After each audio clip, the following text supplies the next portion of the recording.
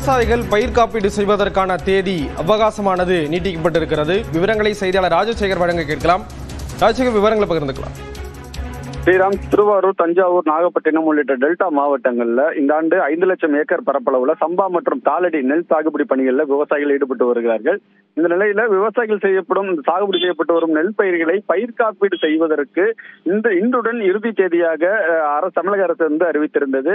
இந்த நிலையில எஸ்ஐஆர் உள்ளிட்ட பல்வேறு பணிகளுக்காக வருவாய்த்துறை அதிகாரிகள் ஈடுபட்டிருந்த காரணத்தினால அந்த சித்தாடங்கள் பெறுவதில் பல்வேறு சிரமங்கள் ஏற்பட்டது. அது மட்டும் இல்லாமல் ஆன்லைனிலும் பல்வேறு இடர்பாடுகள் ஏற்பட்டதன் காரணமாக இந்த தேதியை நவம்பர் 30ஆம் தேதி வரை கால நீடிப்பு செய்ய வேண்டும் என விவசாயிகள் கோரிக்கை வைத்திருந்தார்கள்.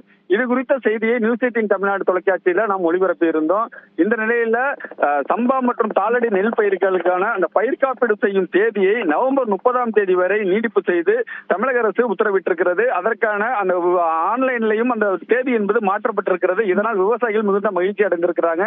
தொடர்ந்து இந்த சித்தாடங்கள் கிடைப்பதற்கான நடவடிக்கையும் வருவாய்த்துறை அதிகாரிகள் தொடர்ந்து கொடுக்க வேண்டும். 30ஆம் தேதிக்குள் விவசாயிகளுக்கு அந்த பயிர் காப்பீடு செய்வதற்கான தேதி நீடித்திருக்கக்கூடிய விஷயம் விவசாயிகளுக்கு ஒரு மகிழ்ச்சியை ஏற்படுத்தி இருக்கிறது. ஸ்ரீராம், விவரங்களை வழங்கியதற்கு நன்றி ராஜசேகர்.